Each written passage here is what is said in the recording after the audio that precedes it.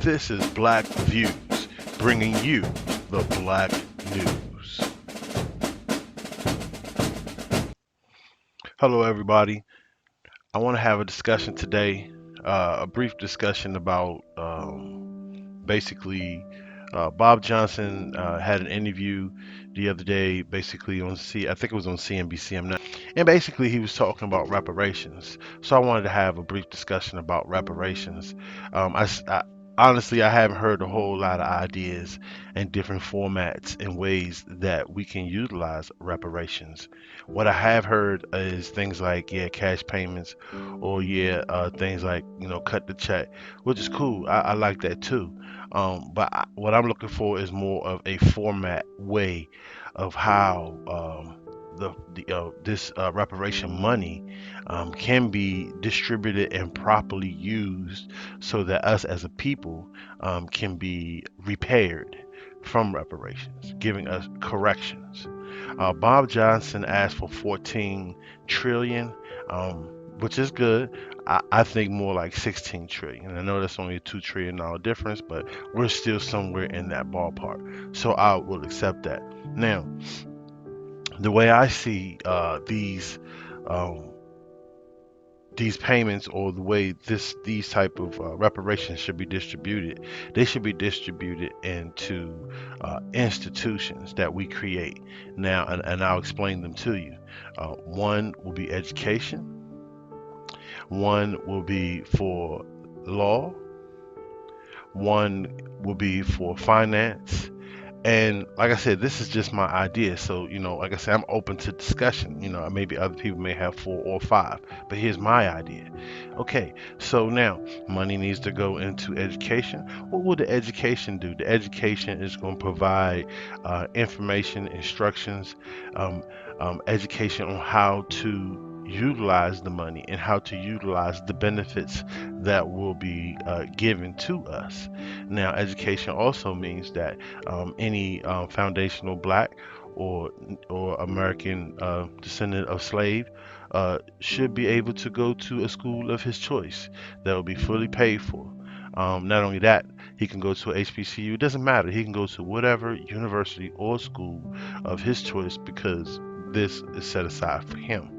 And also, um, with that education, um, doesn't necessarily mean, I mean, there are some things that will have to be created, such as curriculums, if communities want their own curriculums, or us as a people want to create a curriculum.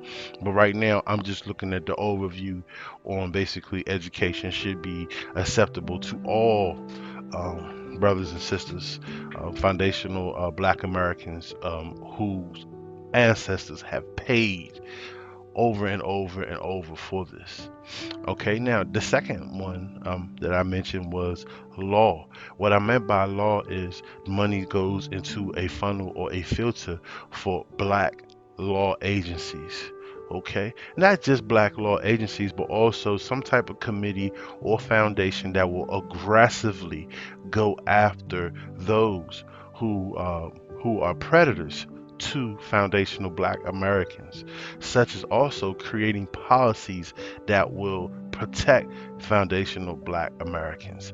We all talk about how money rules the world and how money talks, bullshit walks. Well, this is what the money is going to be used for. So not only that, we will also be recouping additional funds, okay, through this process because these legalities are going to go out and seek, just like the Southern Law Center, right? You know how they know everybody who's the enemy of the Jewish man, or who's insults them, or who's a harm to their nation. Well, it's the same way we're going to set this up, to where basically, like I said, they're going to aggressively go out and find those who are purposely hurting black people and purposely, predator, just being a predator to black people. Remember the housing crisis when a whole lot of scams went out, all these little poxy schemes and things like that were put in place basically for black people. This was a get rich scheme for those who had the ability to basically be predators. And so that's what that be used for. Also, we're going to have a financial branch, And in the financial branch, will be money set there aside to be able to uh, lend, purposely lend, freely lend to those who want to, who need capital ventures to create black-owned businesses. These black-owned businesses will also create industry that will employ black people. Therefore, we'll be able to create jobs. So, when our youth come out of college, when our youth come out of high school, they can live a quality of life and also be employed by jobs that are meant for and created for people of their own. That way, there's no such thing as, hey, there's no jobs available, because people look like you that are looking for you to hire you. Once again, reparations is for correction and to repair what was taken from us. I could sit here all day. We could talk about 1,000 things about why we deserve this. We know we deserve this. We have to move past that. This is the time where the lane is open and we got to thrust. You understand what I'm saying? So this is kind of like my idea, the way I think. Now, as far as monetary funds going to the individual, yes, I believe they should get monetary funds and payments to their families.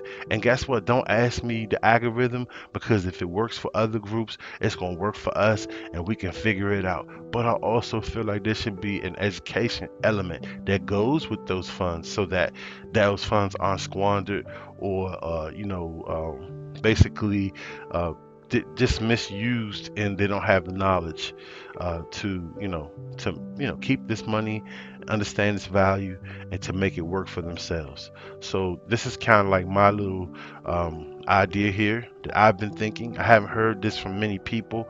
I do hear, yes, we need reparations, but nobody's really laying down a foundation. And I think it's about time that we start having that discussion, because it's coming. It is coming. Now, additional content, I do have the a little snippet of the interview following this here. Thank you and have a great day. Also, please like, also, please subscribe.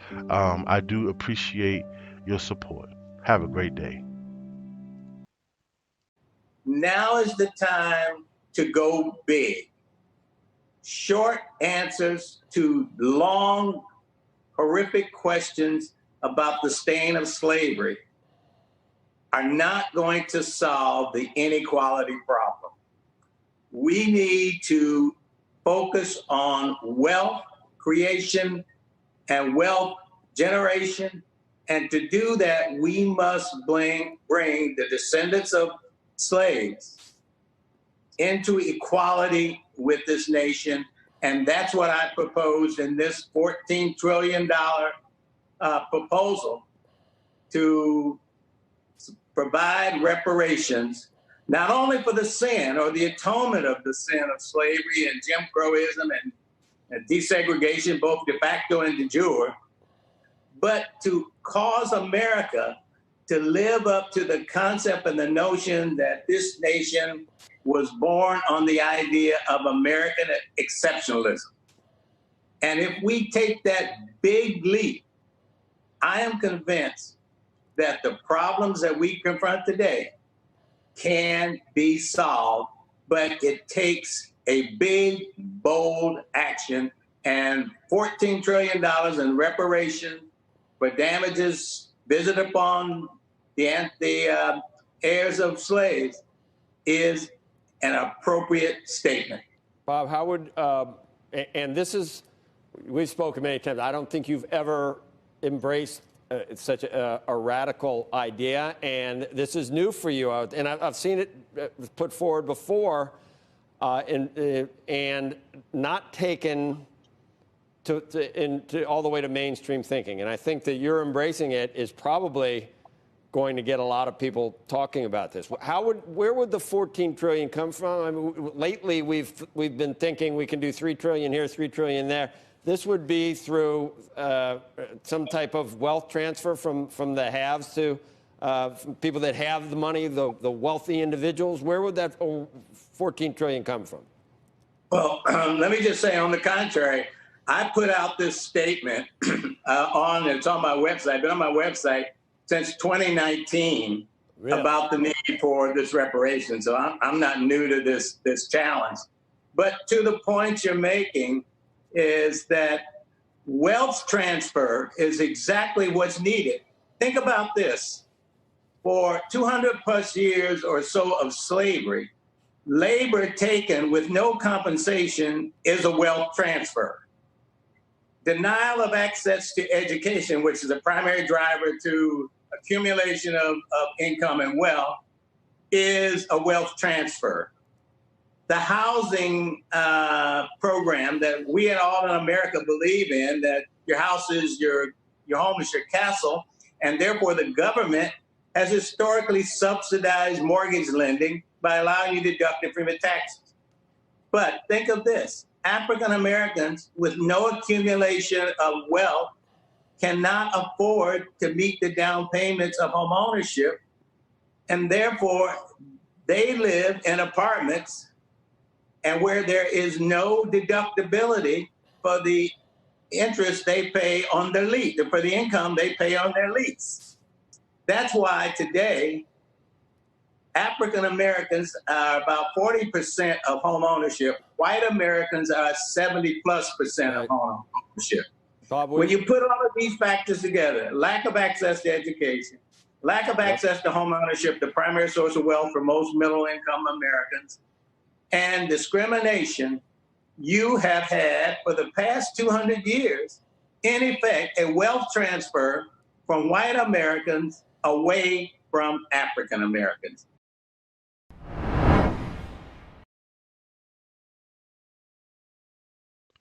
This is Black Views, bringing you the Black News.